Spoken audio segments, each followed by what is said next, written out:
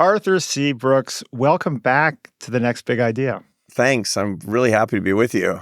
You open your new book, The Happiness Files, which is a collection of favorites from your wonderful column, How to Build a Life in The Atlantic, by inviting readers to think of their lives as a startup where you are the founder, entrepreneur, and chief executive. What do you think the benefits are of thinking of your life like a startup? Well, I wrote a textbook on entrepreneurship one time. I'm an old school, B school professor, and people have these images of what an entrepreneur is, somebody who wants to, make a bazillion dollars or whatever happens to be his or her motivation. But the truth is that entrepreneurs are simply people who are willing and able to take risk that might seem outlandish for other people in exchange for the promise of something way, way better than what they currently see. That's what entrepreneurs have in common. And what that means is that this is not about dough. This is not about filthy lucre at all. On the contrary, when I've done psychological portraits of entrepreneurs, I find they're less materialistic than, say, government civil servants. They want adventure. That's what entrepreneurs really want. And that's what we should all be doing in terms of our lives. We have one life. It's a scarce resource. Make it into this incredible adventure. And the way to do that is to see life the way entrepreneurs see the world. And so do you see our risk aversion, our evolved aversion to risk as kind of maladaptive in our current environment? I mean, it seems like certainly when it comes to like the risk we take to put ourselves out in the world, meet new people, build connections, and maybe even business and career risks. These are areas where our instinct to be risk averse is not helping us. Well, it's not helping us in terms of happiness. It might be helping us in terms of survival. A lot of what we do is because evolution, Mother Nature, programs into us two basic impulses, one to survive and second to pass on our genes. We think that we're somehow destined to be happy, but that's a simple mistake. You have all these impulses to do things, protect yourself, eat highly glycemic carbohydrates, run after somebody who's not your spouse, but those things aren't going to make you happy. They're not. What's going to make you happy is to make conscious choices that actually lead you to the best possible life. And that goes beyond the animal instinct. That goes to the divine impulse. One of the amazing things about the human prefrontal cortex, the bumper of tissue behind your forehead, the supercomputer in your brain, is that it allows us to be metacognitive, to understand ourselves and to go beyond our basic animal impulses, to live up to some moral aspirations that go beyond what your dog would be able to do. And that's what a startup life is really all about, is not protecting yourself unduly. It's not giving in to basic impulses and gratifying your urges. It's putting off and delaying your gratifications and your rewards for something that's much, much better. And that's a lot of what I talk about. There's another connection, I think, another thing we can learn from entrepreneurs, which is the danger of vanity metrics, that picking the right metrics with which to measure your progress is absolutely critical in business, right? You can think that like, oh, my number of social followers is the number, or this is the number, and then you're solving for the wrong problem. Like discerning the right metrics is critical in business. And I think you would say it's also critical in our personal lives, right? I mean, so many of us are chasing kind of personal vanity metrics. Yeah, for sure. And when your life is a startup, that means you treat your life as an enterprise, and that means you have to know exactly what it is you're doing. What is it you're counting to get to the fortune you're trying to accumulate, which is as much love and happiness as possible for most of us. And so, I've done this before. I've thought about this an awful lot. I've done a lot of mission planning and a lot of discernment. As a matter of fact, at one point when I was at a juncture in my career, I've had 4 very distinctly different careers, as a matter of fact. And between 3 and 4, when I left the CEO job, running this very big think tank in Washington, D.C., deciding what I was going to do next, I needed to discern what the mission of my life was. I needed to renovate that mission. And so I actually did what a lot of people have done for the past 1,000 years. I went on a walking pilgrimage. I walked hundreds of miles across northern Spain. I did the Camino de Santiago, where the legend is that if you seek specific information, it's not that you'll find it, it will find you on your walk. And I came up with what I thought was what I was trying to count for the rest of my life. Now, this is very specific to me, but this is a business concept as well. When you ask somebody who's starting up a business, you say, okay, what are your objectives? There's not just one. There's never just one. Yeah. Tell me what they are and tell me the order of these objectives so you have an order of operations and what you're trying to do. If you know these things, then you'll know that you will never pursue number 4 at the expense of number 2. You can leave something out, but it always has to be further down the list. And Yes. this is a very important exercise. So for me, and I'll just give you my entrepreneurial objectives in life in order. Number 1, I'm a traditionally religious person. So objective number 1 is to glorify God. Objective number 2 is to lift other people up. Objective number 3 is to have a fun adventure. I'm going to admit it. And objective number 4 is make a living.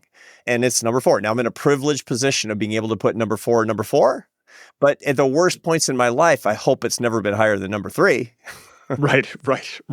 When we think about the vanity metrics that so many of us end up chasing, right? There's obviously like money, success, validation from the outside world. And it makes me wonder if this might not have something to do with the weak correlation between intelligence and happiness, right? Which you write about. Yeah. And in fact, you point out that one study showed a strong negative correlation between vocabulary and happiness, right? The bigger your vocabulary, in this study, the harder it is to be happy. Potentially bad news for any number of overeducated logophiles listening right now. Why do you think this is? Intelligence is highly correlated with material success, absolutely, but it's not correlated meaningfully with happiness. You find that happiness goes up as you get a bachelor's degree, and then it starts to go back down again when you get graduate degrees. But again, this is not that meaningful. It's not that big a thing. What we find with intelligence is that intelligence and happiness are correlated depending how you use your intelligence. Yeah. That's really what it comes down to. An evil genius is just not as happy as Mother Teresa.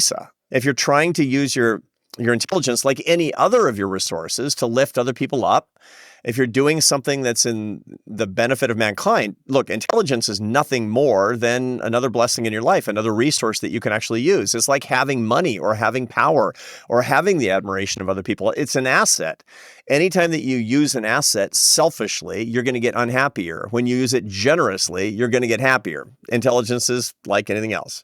This is so fascinating to me, this relationship between intelligence and happiness, because you'd think that, like, my gosh, one ought to be able to take advantage of intelligence to figure this stuff out, which you've spent decades doing.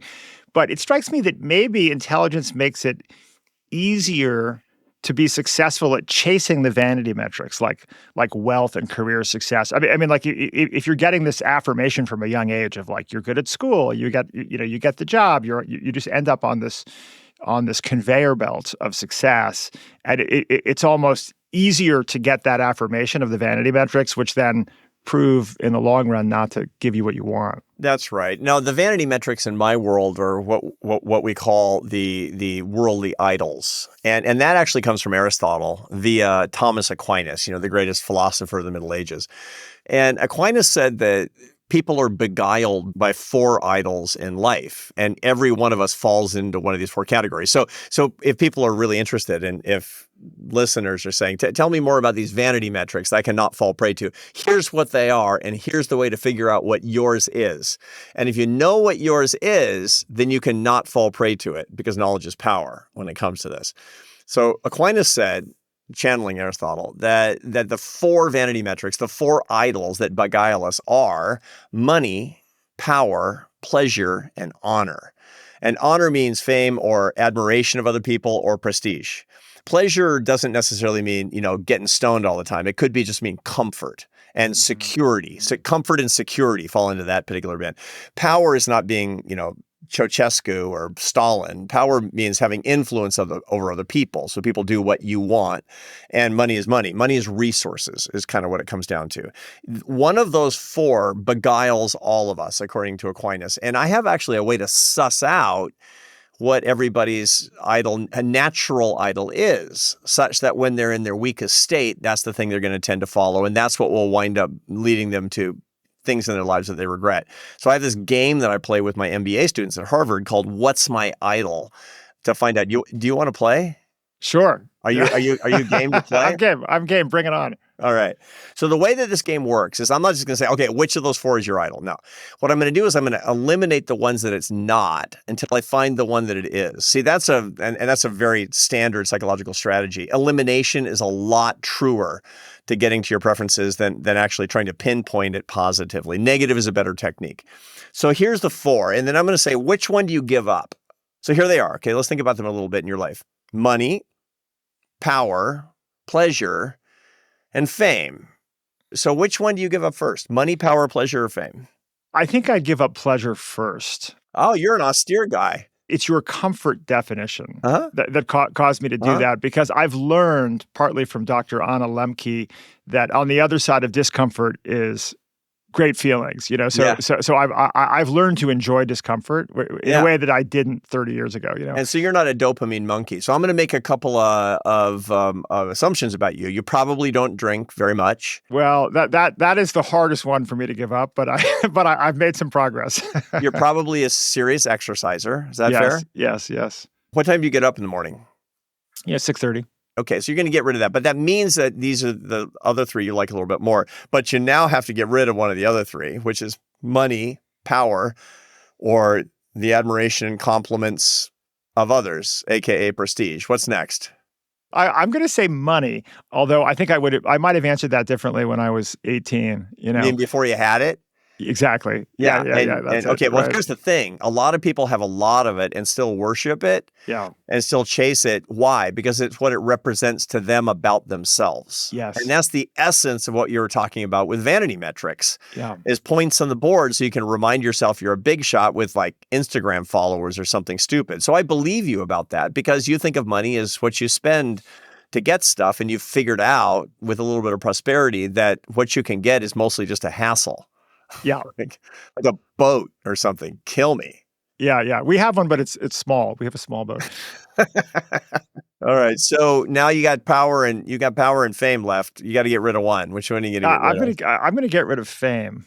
Well, too late. I mean, you're a famous podcast host. Well, not really. I actually, you know, occasionally have people recognize me by voice. Which is like, but no, I think that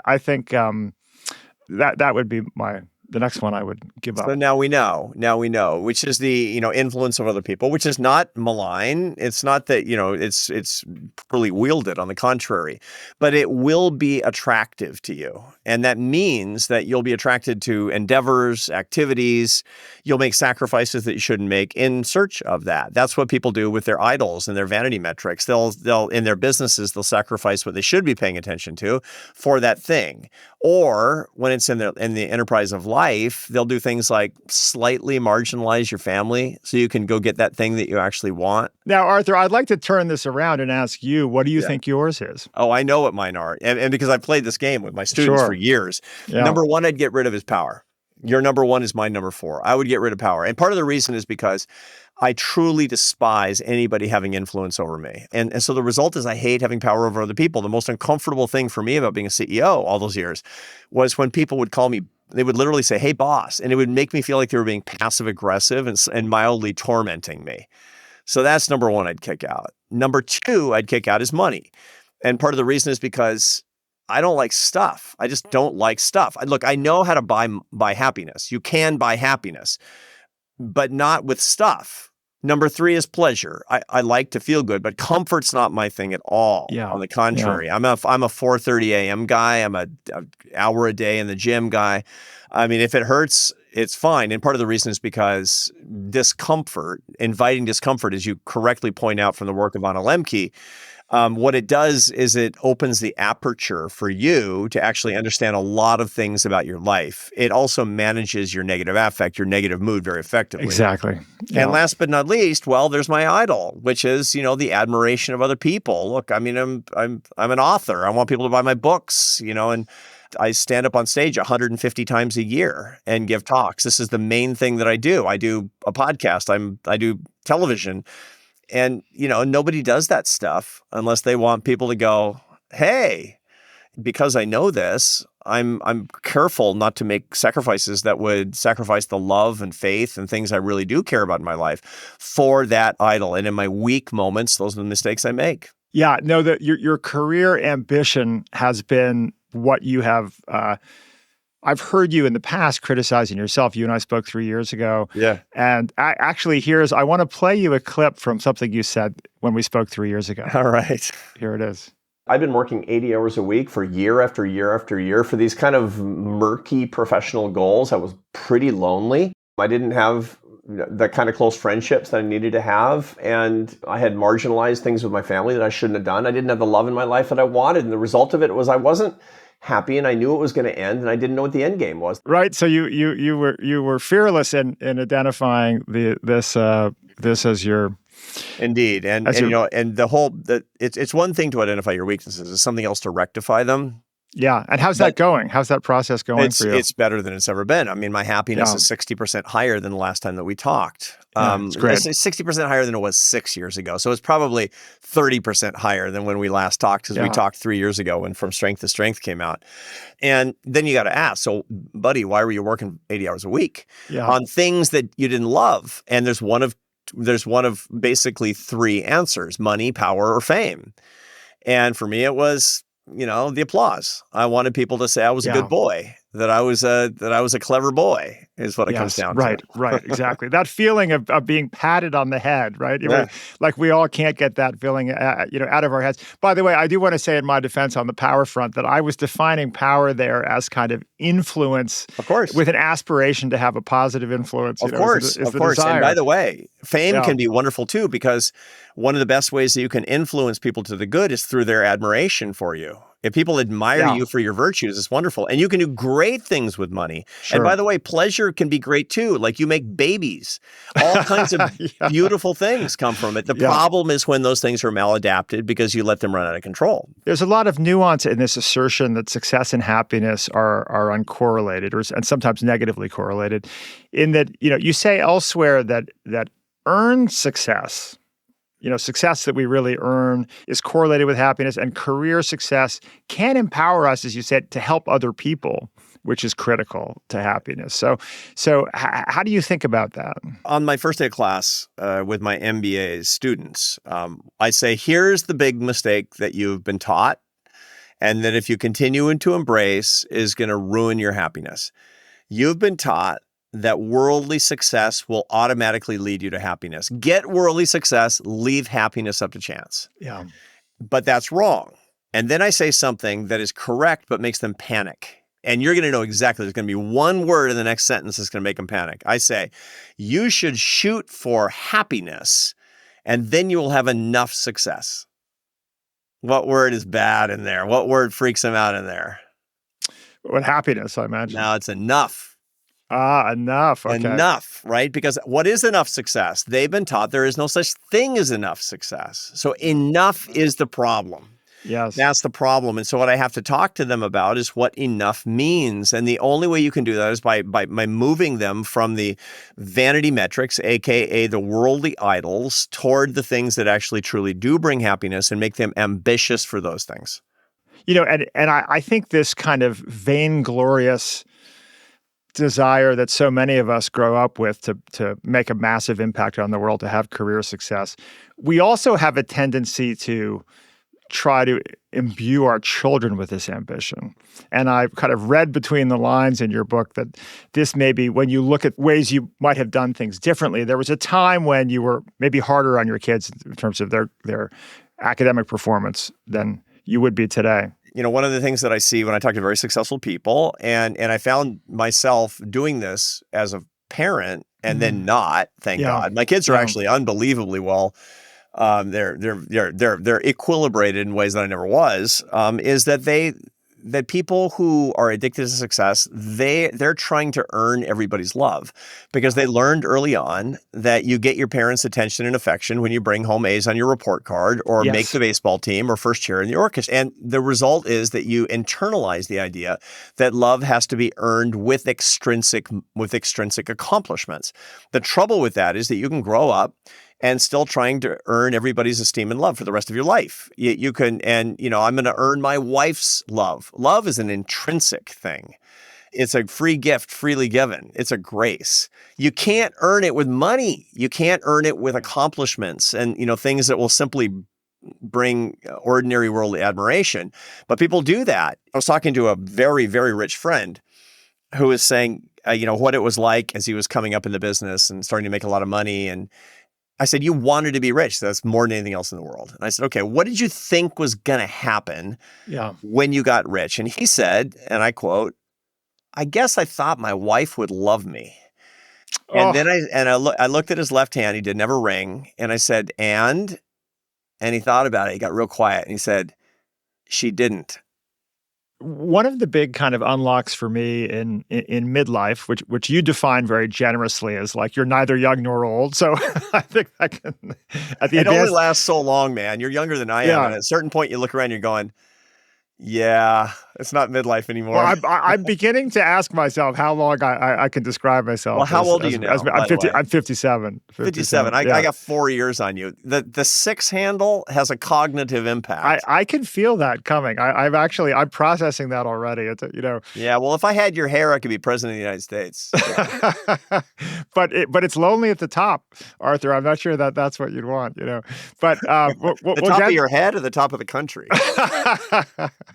Well, yeah, I think both, right? But one of the big unlocks for me has been to realize that there's no such thing as individual success, right? That all success is group success. I see it as somewhat of a disease of our culture that it's so hard to shake the mythology of genius, of lone genius, and we put these entrepreneurs on pedestals. We compensate them in dramatically outsized ways. Right. We aspire to be them, and everyone really loses, I think, in this kind of deification of the wildly successful individual. You speak about this very nicely about the importance of connection. You've actually had more than one tree analogy I've noticed in your last couple of books. You've had aspen trees, and I've also heard you talk about redwoods. Yeah, and the way their roots entangle. Yeah, that's right. So, and for those who aren't, really hip to the botany here, aspen trees, they actually aren't individual trees. Aspen trees grow in groves. So what looks like a group of individual aspen trees is actually one plant. And this is sort of a Buddhist idea that individuality is fundamentally an illusion. It's a Zen idea too. There's an old Zen koan, what's the sound of one hand clapping? And the answer is one hand clapping is an illusion. It becomes real when you add the second hand. And what it shows you is that you're an illusion until someone else or everybody else are actually added. You don't exist.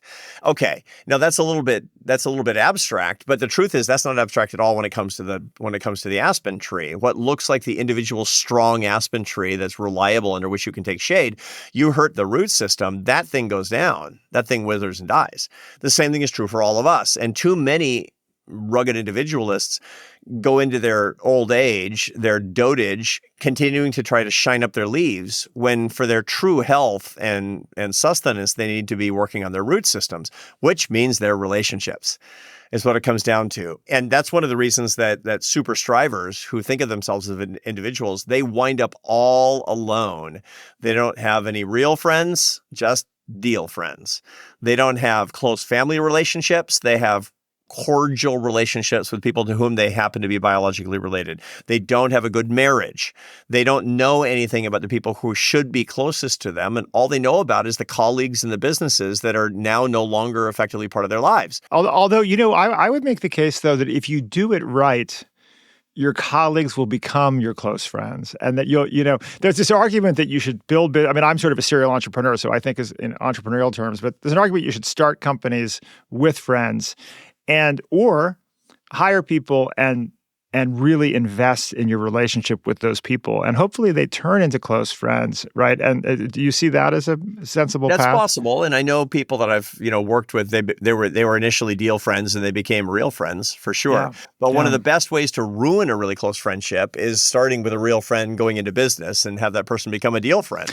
This actually breaks up families. This breaks up couples all the time, where a couple goes into business together and it's all deal, no real. As a matter of fact, one of the biggest predictors as a correlate to this, biggest predictors of what's called gray divorce, which in my business is the way that we talk about divorces that happen after at least 25 years of marriage, is when all you think about is the joint enterprise of raising your kids. And when your kids grow up and move away, you got nothing in common anymore. It's all deal, no real, and, sayonara. Yeah. Yeah. You talk about generosity and the rewards of generosity. And this for me is in the category of things that are true about the world that are beautiful. And of course, not everything that's true about the world is beautiful in my experience. No, I agree. And it's just so wonderful that generous behavior drives happiness. I mean, how fortunate we are that that's true. And you talk about the happiness dividends of giving anonymous donations. Right. But I also think that kind of generosity can also apply to other parts of our lives, right? Just being a great listener, investing in the people around you, being generous in the workplace, right? All of these realms. There's a bunch of research on this, actually. So there's a guy at Northwestern, a psychologist at Northwestern named Adam Waits, who does wonderful work. And he has this experiment where on undergraduates, of course, because they'll do anything for $20. And in his experiment, he has 3 groups. Group number 1 takes their $20 and treats themselves. Group number 2 also keeps the money, but they engage in kind thoughts about others. And group number 3 goes and engages in a random act of kindness with a stranger, like feeding somebody's parking meter, helping somebody with their groceries, going out of their way to tell somebody something beautiful about them that they have observed, even though they don't have to. And of course, group number 3 is the happiest, and group number 2 is the second happiest, and group number 1, who got a massage or an ice cream, is the one who's least happy. I mean, it's nice, but all that is pleasure. It's a little bit of comfort that you actually get. What you want to do is you get more meaning from transcending yourself. And, this is one of the great secrets to happiness is self-transcendence, is making yourself smaller and making the universe larger. There's 2 ways to do that. Transcending yourself in a way horizontally to other people, and the others vertically to engage in philosophy or spirituality. And I recommend all of that. Philosophy, spirituality, and charity. Those are the great techniques. And when you put those into your wellness protocol, boy, oh boy, you're going to see big effects. When we think about these kind of small acts of generosity, you have a wonderful section on how to give a good compliment, right? Be honest, make your compliment a pure gift, avoid qualification. Yeah. So, be honest, meaning people know when you're buttering them up. And by the way, this is not just because people are so smart. We have 100 ways more. We have all of these signals below our level of awareness to understand when people are lying to us. And even when they're saying something kind to us, we know very, very clearly when somebody is saying something because they are self-interested, saying something is not quite true. Number 2 is don't qualify. Never qualify your compliments. It's like a compliment or it's not. Don't be like, people would say to me, you're pretty good looking for a bald guy. Don't do that. Don't do that. Right. Yeah. I mean, that's a really great piece of work considering you're at a second-rate university. That kind of thing just doesn't really, because obviously what you're doing is you're giving and you're taking away. And all people hear because of our negativity bias is the thing you're taking away as opposed to what you're hearing. Plus it's last. And actually, one addition there is I think you referenced a study that showed that when people do those sort of qualifications, sometimes maybe they think they're being funny or they're like trying to be less obsequious, but they tend to think that they've actually delivered an effective compliment. And consistently in a study on this, the receiver does not receive it as a compliment. No. People say to me all the time, I've been spending my time going back and forth between the United States and Spain for the last 35 years. Yeah. And people in Spain tell me all the time because my language is okay. My speaking ability is okay. And I know the culture really well. I'm married to a Spaniard. And they'll say you don't seem like an American. I mean, that's a weird backhanded I'm proud to be an American. Right. I'm glad to be an American. Right. What the heck are you talking about, man? And that's that's a shaded compliment. That's a compliment with a qualification to it, which is you seem like a really genuine and nice guy despite the fact that you're an American. It's kind of what that means. Yeah. Well, Arthur, I think there's no shame in being a very handsome bald guy. I want you to know that might have been sincerely delivered, just to put that out there. I was not fishing for that, but still. One thing that I really like about this notion that, generosity results in happiness. Yeah. I mean, this sort of beautiful quirk of the universe that has resulted in, our acts of kindness delivering as much to ourselves as to other people, is that it collapses this sense that people have of being morally superior, right? That's right. And on the other hand, and I should say, unfortunately, it defies Mother Nature. It does, because the psychodrama running inside our head is me, me, me. My job, my commute, my money, my lunch, my kids, my me. And the result of that is that we have a tendency to focus only on ourselves, and then it becomes kind of an unnatural thing to do. But remember, there's a big difference between animal instincts and moral aspirations. There's an animal nature and a divine nature inside each one of us, whether you're religious or not. You know that we can actually defy our instincts to focus only on ourselves. And when we live in the space of our moral aspirations, that's when we do these wonderful, unnatural things that bring us greater happiness. If we had to distill this entire conversation into a postcard, right, I think it might be happiness is love, full stop. Right. I didn't make that up, but yeah, that was George Valiant. That was George Valiant, right? Who ran the Harvard Study of Adult Development for 35 years. Yeah. Perhaps the greatest longitudinal study ever done. And it's there in the data. To me, this leads to maybe like a unified field theory of happiness, right? Which is that whatever question you have about whether something will make you happy, the litmus test is how will it affect your connection with other people? How will it affect your near-term and longer-term opportunities for more love in your life? So will a new job make you happy? Well, maybe the question is, will it result in more or less connection with other people? Right. Will moving to a new city make you happy? Well, do you know people there, and or are the people there people who will be future close friends from, future sources of love? Will money make you happy? It seems to me that in some cases, money can isolate people, like lottery winners who all of a sudden are in a totally different tax bracket than all their friends, and it sort of compromises all their relationships with their community. On the other hand, some people have a community that they can only be a part of, a community that travels and does things that they can only be a part of if they have a certain amount of resources. So I wonder what you think about this notion that, like, in the end, it's only connect, love is all you need. And you can use this as a litmus test for so many questions you're pressed up against. Yeah, no, I think that's right. But we have to understand what love is. To love is to will the good of the other. I mean, that's a really important idea. Martin Luther King talked about that an awful lot. He used to preach about this passage in the Christian Bible, Matthew 5:44. And everybody knows it, whether you're religious or not. Love your enemies. Yeah. Pray for those who persecute you. And by that, he didn't mean like your enemies, as Martin Luther King points out, because as King said, it's to like is a sentimental something.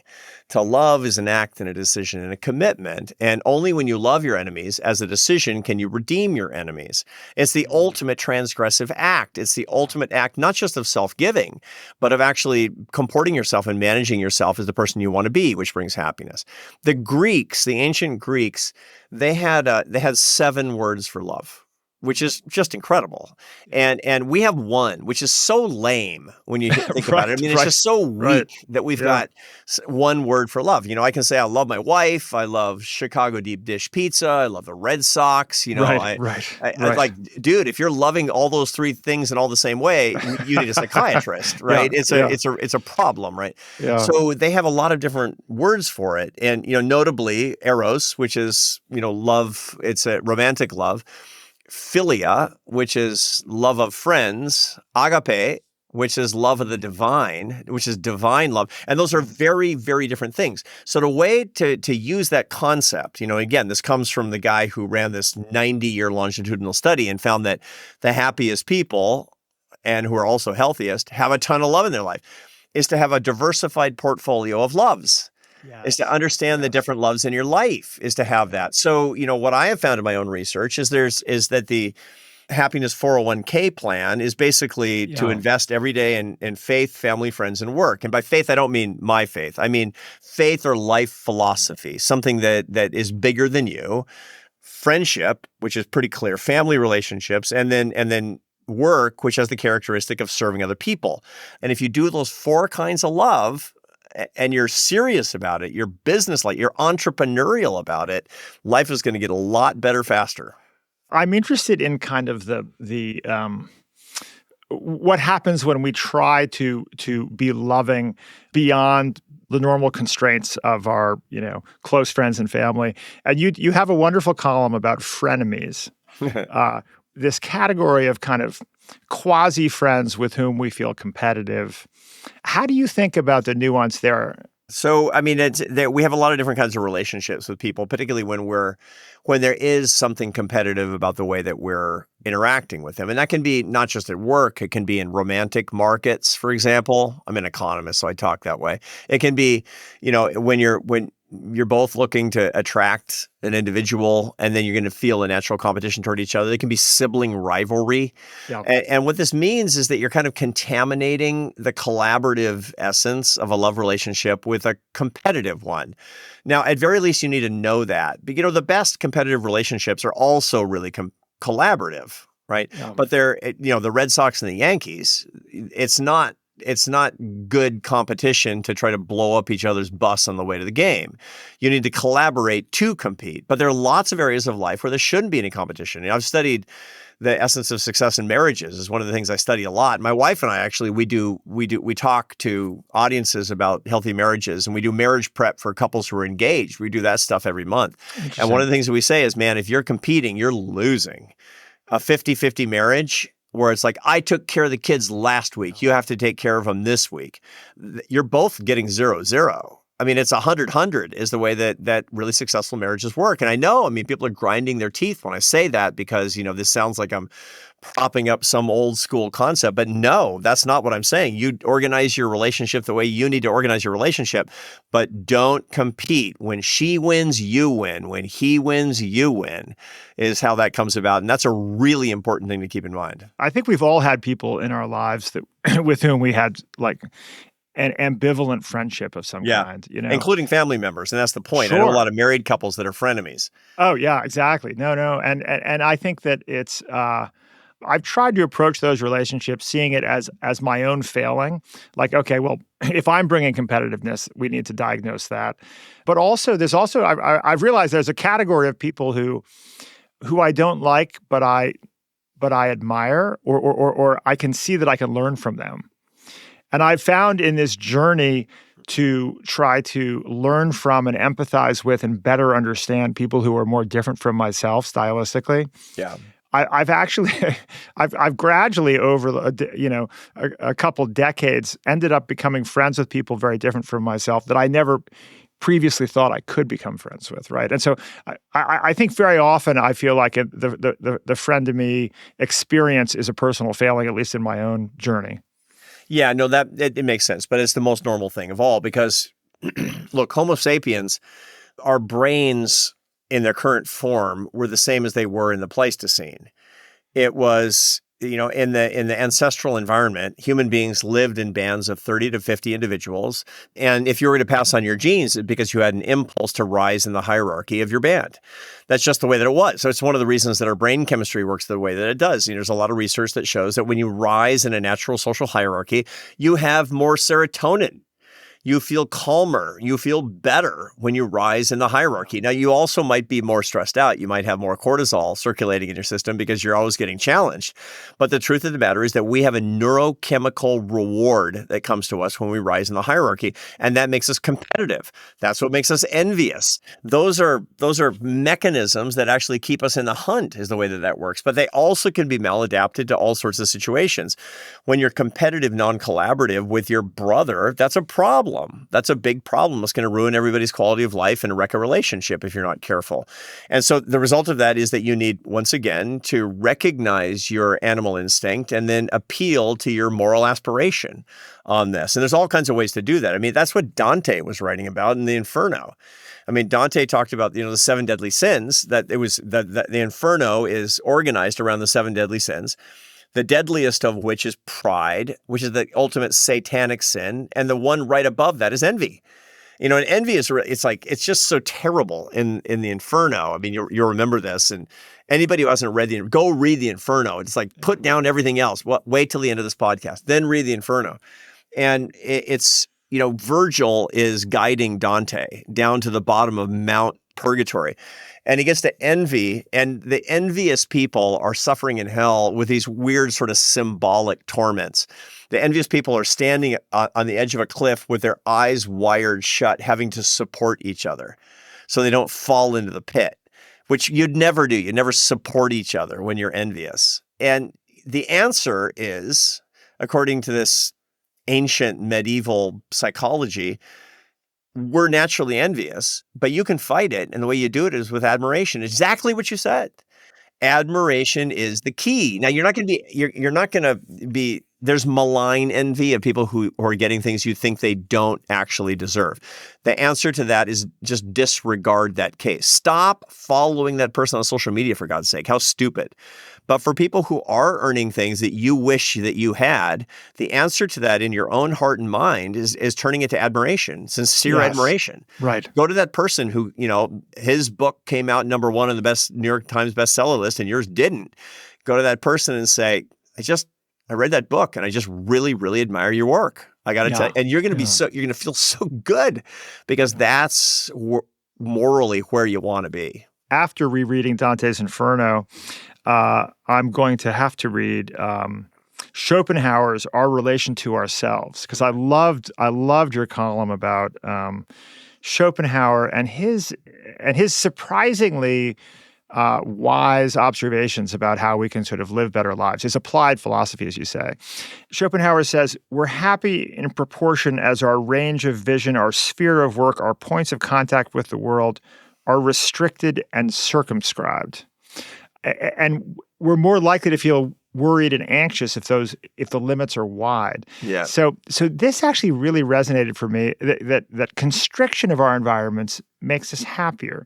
So this was an unlock for me because I'm not sure that I was aware that on some level we want to we want to be restricted, circumscribed. We do. And this is one of the reasons that, as I'm sure everybody's thinking as they hear us talking about this is one of the reasons that social media makes you less happy. Yes. Because social media expands your world way, way beyond the cognitive limits to which it was designed. Yeah. You're not supposed to know what Kim Kardashian is up to. You're not supposed to know, about the private life of a famous athlete or actor. You're not supposed to know these things. Why? Because you shouldn't be comparing your life to those people. You should be comparing your life to the people around you, your family members and your people in your town or maybe just even in your neighborhood. And in so doing, you can actually put yourself into context. Remember, our brains have accommodated themselves evolutionarily to bands of 30 to 50 people. And when you're dramatically increasing those bounds, you can say, now I can feel so good about myself because I'm not starving like somebody halfway across the world. But that's not what you're looking at. You're looking at somebody in Beverly Hills who is living it up. And who, by the way, is looking at somebody who's even richer than they are, and they're just as miserable as you. And if they're famous, they're way more miserable than you. Yeah. No, this was a big. I just loved. We've had a series of conversations with Will Storr, who, as you know, wrote a book called The Status Game. A wonderful, wonderful book. And it always struck me that we evolved to think of status as really a way of adding value to a community of, as you say, 30, 50, 80 people. But all of a sudden, when we live in this mediaverse in which we're constantly comparing our lives to those of this ridiculous subset of influencers and rich and famous people, everyone feels inadequate. It's just a big lose-lose. Totally. But we want to be sort of swaddled babies. I think of this notion, Schopenhauer's notion of the appeal of being constricted in some sense in our focus. And this reminds me of, you quote Dale Carnegie as saying that we should live in day-tight compartments. Yeah, right. And you say start the day by asserting your purpose and end the day by assessing how well you did this. Yeah. This strikes me as kind of a form of this constriction. So what do we know about actually circumscribing your time and not just your relationships? One of the problems that especially entrepreneurial people have is that they're never here. They're never home. They're someplace off into the future. So my great mentor, Martin Seligman, who teaches at the University of Pennsylvania, who's, really the pioneer in positive psychology. We're all just, drafting after him. We're all, he's the leader. We're his domestiques in the Tour de France of happiness. Right. And And Marty, he actually did some tests that show that the average person, and this is using fMRI technology to look at the parts of the brain that are activated, and notice that the parts of the brain are activated when people are given the instruction to think about nothing, they think about the future. As a matter of fact, the average person spends 30 to 50% of their time thinking about the future. Now, this is our selective advantage as human beings. Homo sapiens are unbelievably successful because of our consciousness, which makes us able to imagine ourselves doing things that we haven't done, rehearse those things, make mistakes, come back to the present, and then not make those mistakes. Entrepreneurs are the best at that, which is why really entrepreneurial people, most people believe, spend up to 80% of their mental cycles in the future. That's really destructive. I mean, look, it makes them great at what they do, but it makes you miserable because you're literally, in a cognitive sense, literally missing your life. Now, it's hard to be mindful because there's 3 time frames. There's retrospection, which is the past. There's prospection, which is the future. And there's mindful present, which is right now. It's actually hard to do that because we're so cognitively advanced that we're always oscillating between time zones. And we like the future the most because that's what gives us the biggest advantage for being successful and getting food and mates, et cetera, et cetera. But we will be happier if we don't do that. Now, Dale Carnegie, not an academic, he came up with the ultimate solution for this, which I recommend to my entrepreneurial students. Make a plan for sure. Purpose in life comes from having goals and direction. And purpose is one of the core components of life's meaning. You want to be happy, you need meaning. You want meaning, you need purpose. You want purpose, you need goals. So think about your goals, absolutely. Where do you want to be 10 years from now? But then stop. Next, and I recommend doing this exercise about once every 6 months and then touching it up every once a month. Spend a little bit of time. Then say, okay, where do I need to be in 5 years to be on track for these goals? Okay, then what do I need to be in 1 year to be on track for that 5-year marker? Yes. Where do I need to be in a month to get to the year? Where do I need to be in a week to get to the month? And then what do I need to do today to make that week? And you retrofit everything to that day. That's the day-tight container that you live in. Make the plan for the day. And as we say, in my business, stick to your knitting. Work on the day and be there the whole day. That means take care of your kids today. Pay attention to your spouse today. Do your work with vigor today. At the end of the day, look back on the day and have an examination of conscience and say, yeah, that day was on track for the week. And then you'll have a good night's sleep.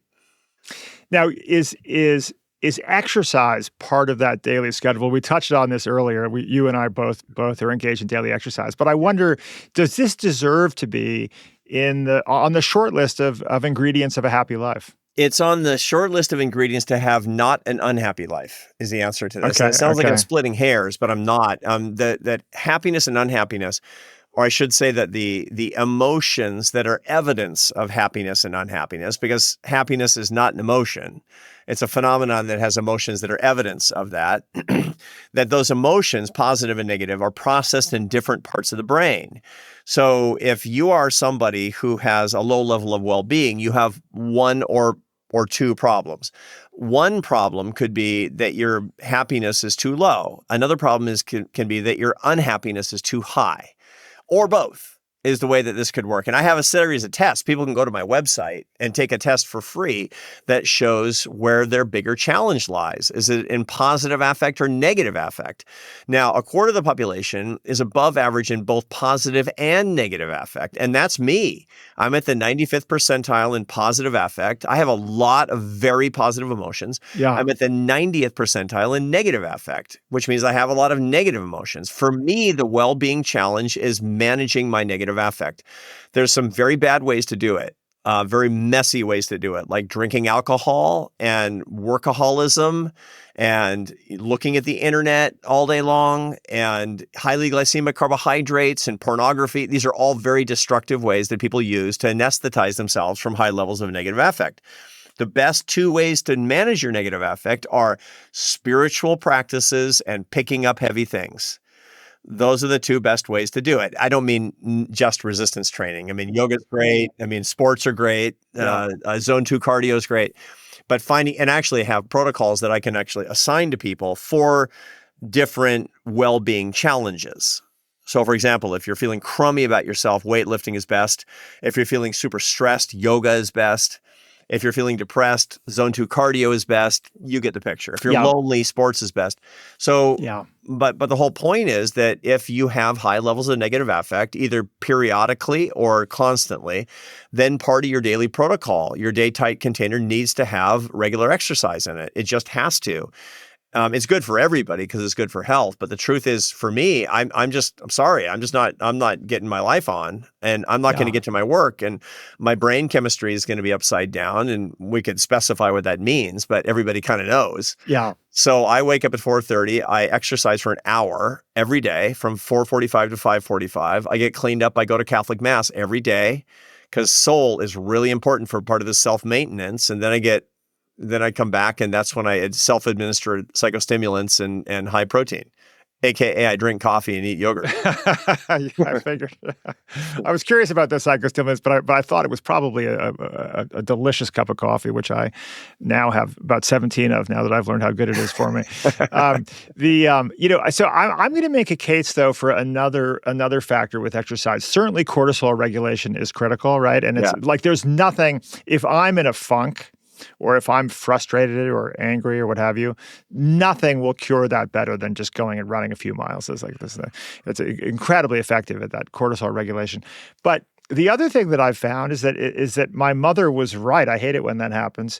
When she said that, like, you have to exercise every day, partly to what I find is that energy, the production of energy and appetite and having a bias for action, that so many of the other things that you talk about in your book are aided by just having a lot of appetite and hunger to, do a lot of productive things, right? Yeah. Build things of value for other people, engage in acts of generosity, build connections, make new friends, be out of the world. Like I find that my just energy levels are just significantly higher when and that I have to do even missing one day of cardio, impacts that.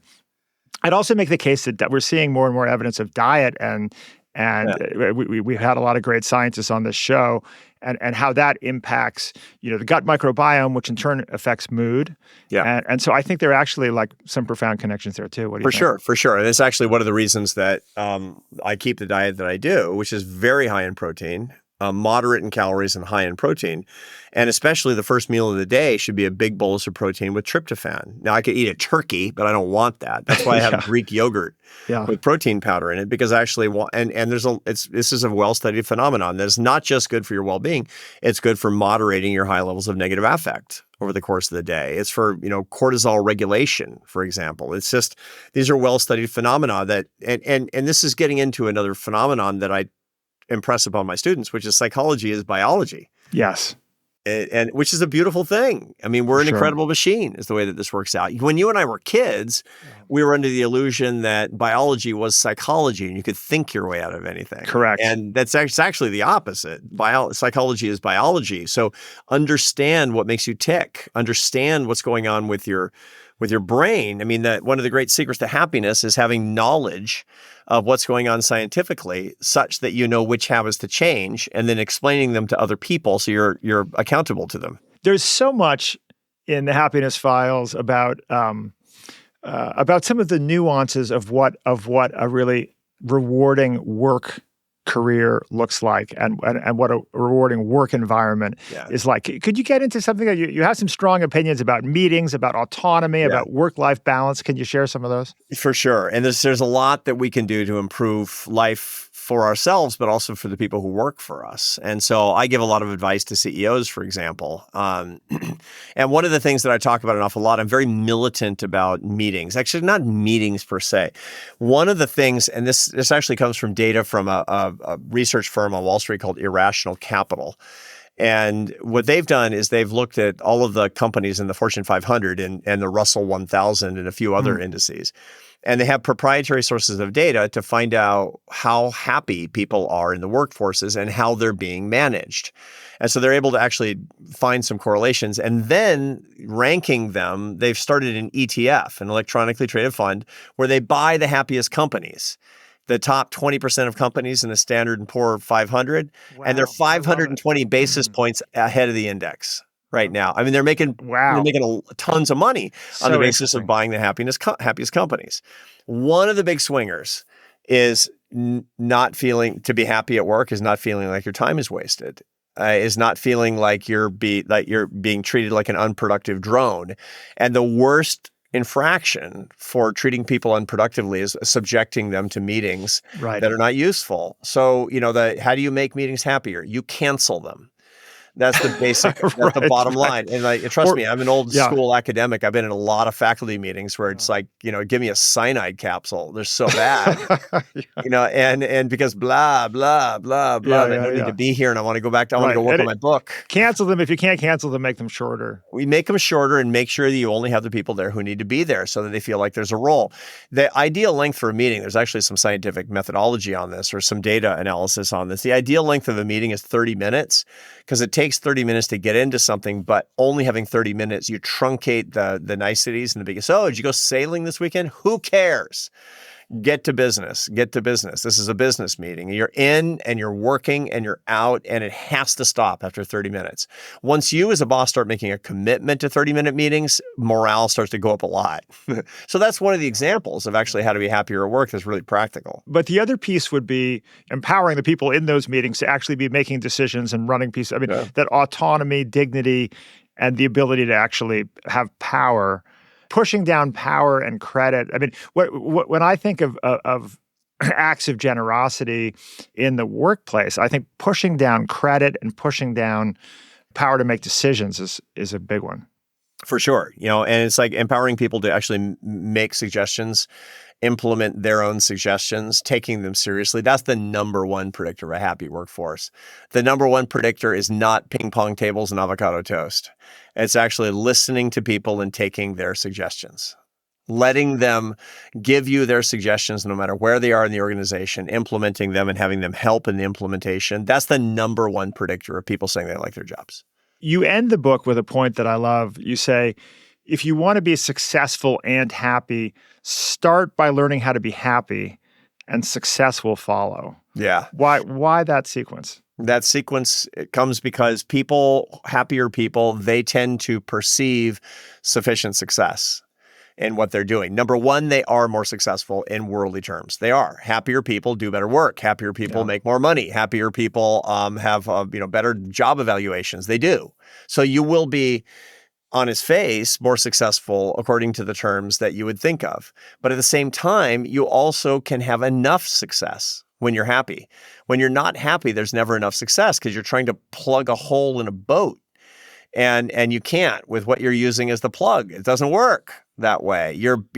That's a problem, obviously. That's the reason I tell my students, look, if you think you'll be happy because you're successful, you'll never be successful enough. If you try to be happy and you understand what that takes, faith, family, friends, and work that serves other people, then you will be successful enough. You'll also be really successful by any objective standards, but you'll have enough. Yeah. Yeah.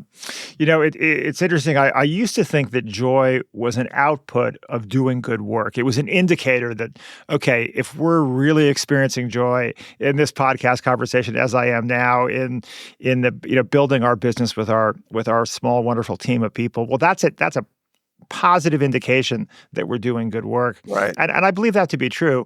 But I've also realized that joy is a necessary input for doing good work. It's not just an output, right? It's an input. And I think part of that in my mind is because obviously, as you point out, joy is contagious. It attracts people. But also, in order to be successful, you have to persuade people of things. And the single best form of persuasion, I believe, is sharing joy. Well, happiness leads to successful families, and successful families become happier. This is an endogenous process. This is a virtuous cycle, is what we actually find. So joy is a positive emotion. It's a positive emotion that says that something is an opportunity and you should approach it. But there are other positive emotions as well, like interest. When you're Yeah. interested in something, you're better at it. When you're better at it, you're more interested in it. So all of these positive emotions, all these component parts, all these things that are associated with happiness, they build on themselves, which is one of the reasons that you need to understand and isolate the places, your weak points. Happiness itself is this combination of enjoyment, satisfaction, and meaning. And so the first thing that I do when I work with somebody who's less happy than they should be, first they take the test, this thing called the positive affect, negative affect schedule. It's on my website. People can take it for free. Hundreds of thousands of people have taken this test. And when you find out what your greater challenge is, you can intervene scientifically in where it is to take a downward spiral and turn it into an upward spiral, because that's what you really want. I had a conversation with Michael Lewis, the great writer, who had this wonderful riff in our conversation about the importance of joy in his work. I'm going to play this for you. I am very self-consciously running towards pleasure. That's what draws me to material in the first place. I'm drawn towards that because I'm drawn towards the emotion, that I want to be in that emotional space. And that's how I get there fastest. I don't get there through sadness. I don't get there through like depression. And I just don't get there that way. Yeah. I can get to sadness, but I have to get there through happiness. Isn't that great? And he also talks about how joy is a filter for the work that he takes on. Yeah. Because he says he's inherently lazy but he has to be just so infected with excitement about a given project that the story has to be told, right? And I just love that. And it really has impacted how I approach my work. Yeah. And, he talks about needing pleasure. What he really needs is enjoyment. Yeah. Because enjoyment, pleasure, you can get pleasure, from a bump of cocaine, right? There's a lot. And pleasure is a limbic animal phenomenon. It just means that the ventral tegmental area of the brain has just gotten tapped. But enjoyment uses pleasure and adds people and memory and turns it into a complex human experience. And that's really part of happiness. So that's with my work too. I'm just not, dude, I'm 61. I'm not going to do work I don't enjoy. I'm just not going to do it. Right. Because I don't have to, because I'm very privileged. It's like, if under different economic circumstances, I would have to do a lot of things that I don't enjoy. There are certain parts I don't enjoy a canceled flight on American Airlines. Yeah. But overall, I wake up every day and I say, I really, really enjoy this work. I can't believe I get to talk to you today about the thing I care about the most, and people are going to listen to this. 100,000 people are going to listen to this, and some of them are going to implement some of these ideas. And that's just like, man, that is so awesome. Yeah, it sure is. Well, on the topic of the things that light you up, your faith as a Catholic is something you've mentioned a few times in this conversation. I know it's important to you. Yeah. And you talk about in the book about the happiness dividends of religion. But of course, as an academic, you spent a lot of time in the secular world. That's for sure. And I would say that you're light-handed opposed to heavy-handed in your prescription around the importance of faith. How important is this in your mind? And do you ever have doubts about your religious faith? Oh, yeah, sure, all the time. And, to talk about why I'm lightheaded about it is because my way isn't the only way. I'm not talking metaphysically. Yeah. I don't, the supernatural physics of this are beyond my pay grade. Who's right? I don't know, man.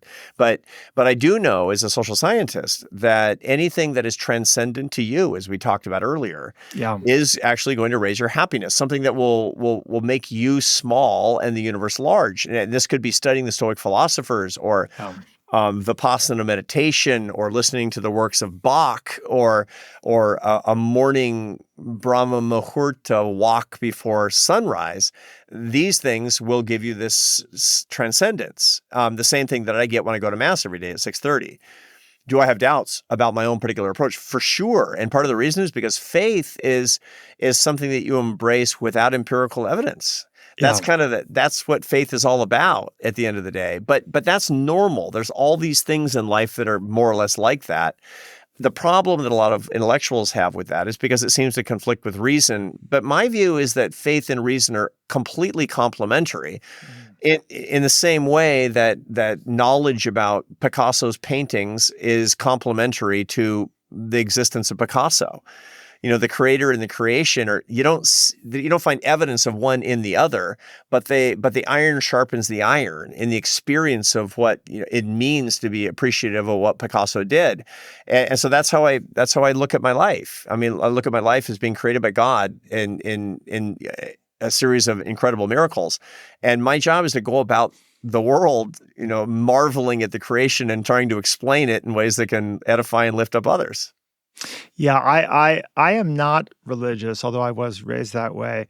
But I do find that my fascination with science, with the scale of the universe, like the unlikelihood of the existence of us existing at all, the unlikelihood of consciousness, it fills me with total awe. Yeah. And I do find that if I'm ever in a funk, I can always return to this baseline of just finding the world extraordinary. Yeah. Right. And you refer to this as basically the feeling small before the universe. And it's a powerful thing for all of us to have in whatever way we get there. Totally. Say. There's this funny thing at my university where one of those popular classes on campus is Astronomy 1.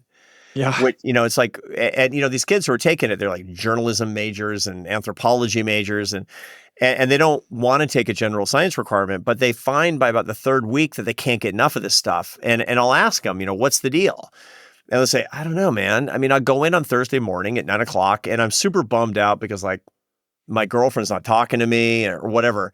And I come out 90 minutes later and I'm like, I'm a speck on a speck on a speck. Right, exactly. It's just a relief. And Yeah. the truth is we are little. And when we take a proper perspective, it gives us peace is the way that works. And that's counterintuitive because Mother Nature doesn't want you to be little. Mother Nature wants you to be the star of your psychodrama all day long. And it's terrifying and awful. So if you can do something that makes you zoom out on the majesty of the universe, whether it's religion or the greatest music you've ever heard or watching a sunset or studying philosophy, you got to do it. Yeah. It's funny. I remember your comment about the complexity of the relationship between art and happiness, which is something you know something about as a young musical prodigy with artistic parents. And you've said that you'd like to write a book at some point about this complex relationship between art and happiness. I wonder if part of the challenge there is the focus on self-expression. I mean, self-expression is a key part of what we all want and what we all need. But it may be easy to be overly self-focused, perhaps as an artist, I wonder. Yeah, for sure. One of the best ways to ruin the joy that actually comes from immersing yourself in art is by making it because of yourself. The single best way for you to really get a lot of meaning, a lot of transcendence, a lot of loss of ego in art is by becoming really quite well-versed in it and then consume it. Consume it with gratitude. Now, there's nothing wrong with making it, but making it is a trickier proposition. I made my living as a French horn player for 12 years. And a lot of that time, I'm like, hey, everybody, look at me. That's the best way to ruin the greatest music in the world.